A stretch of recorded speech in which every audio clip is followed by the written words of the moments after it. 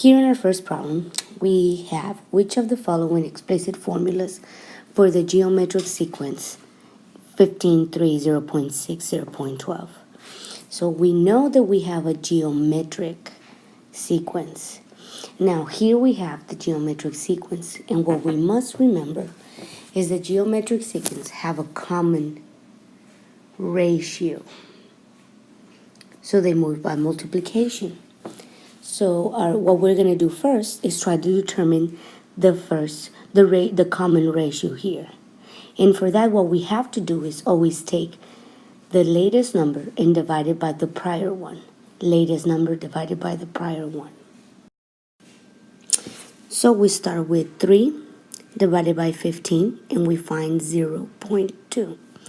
If we do 0.6 divided by 3, we get 0.2. So at this point, we know that our common ratio is 0.2.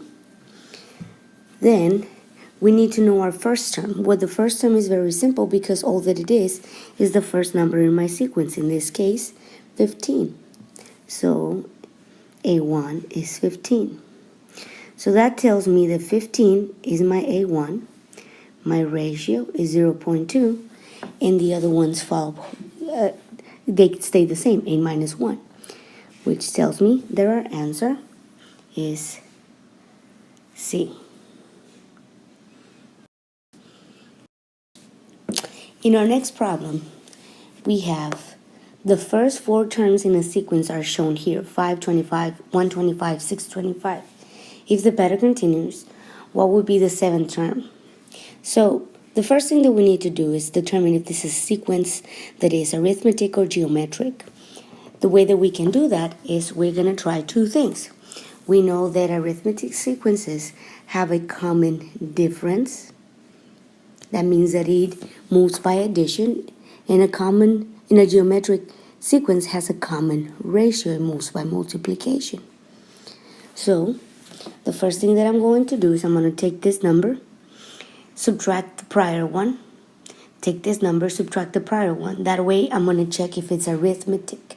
How would I do that? If I constantly get the same number. So if I do 25 minus 5 gives me 20. And if I do 125 minus 25 gives me 100. Right here I'm getting 2 different numbers. That tells me that this is not arithmetic. So what we're going to do now is we're going to try division. I'm going to do 25 divided by 5, which is 5. 125 divided by 25, which is 5. So now by division I'm getting the same number. That tells me this is geometric. Now I want to put together my equation.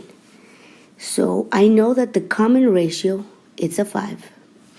I know that my first term is 5. So now my equation will be AN equals A1, which is the number 5, the first number, times the ratio, which happens to be 5 as well, to the n minus 1. So if what I'm looking for is the 7th term, that tells me that my n is going to have a value of 7 because it's the 7th number. So I do this, AN equals 5 times 5 to the 7th minus 1. And all that we have to do is put this into the calculator to get the answer. And as we plug this, we get the answer 78,125. Next problem says the formula to the nth term of a sequence AN equals 5 times 3n to the n minus 1 is if the sequence were a graph on a coordinate plane, which point would be on the curve? So we are given the equation. What we have to do is graph it and check which points does the graph show us that actually are here. So as we mentioned, what we are going to do is graph our equation. So first, we're going to open a graphing page right here. And my f of x will be my a of n. Now remember, your calculator needs only recognize the x value, so we will have to change our variable to x. So it's going to look like 5 parentheses 3, close it, to the exponent of x minus 1. Press enter. And again, we don't do this for our graph, we do it for our table. So we're going to go menu, table, split screen. So here I have 1, 5, 2, 15, 3, 45, which I have 3, 225 in my option A. My option B says 4, 400, but I have a 4, 135. My option C says 5, 405, so this is the actual one that we have. And if you want to check, your option D says 6, 243, and we have a 6, 12, 15, which tells me that this is the only possible point. After looking at my points, I noticed that this is the only point that appears in my table. So that is my answer.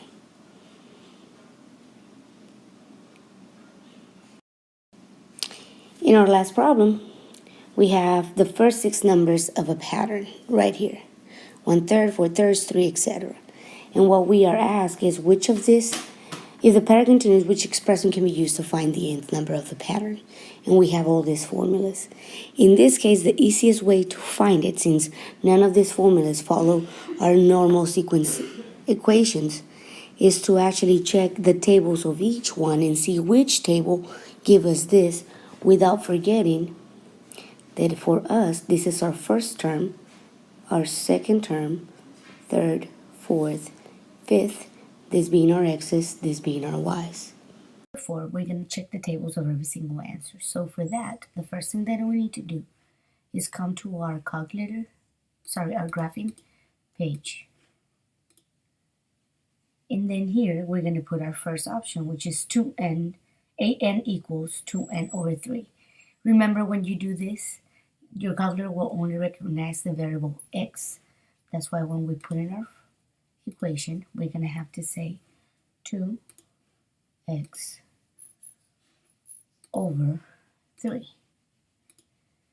And once we do that, remember, we don't do this for the graph, we do it for the table. So we go menu, table, split screen. So remember, our number 1, it was supposed to give us a third, which is 0.33. Right here, I have a 0.66, which is 2/3. This is not my answer. So I'm going to try B, which is 2. Let's erase all this. Insert our fraction, and then we have n squared, which is going to be x squared over 3. So here I have 1 gives me 1/3, 2 gives me 1.3, which is 4/3, 3 gives me 3, 4 gives me 5.3, which is 5 1/3, it's 16 over 3, and 5 gives me 8.3, which is 25 over 3. So this is my answer.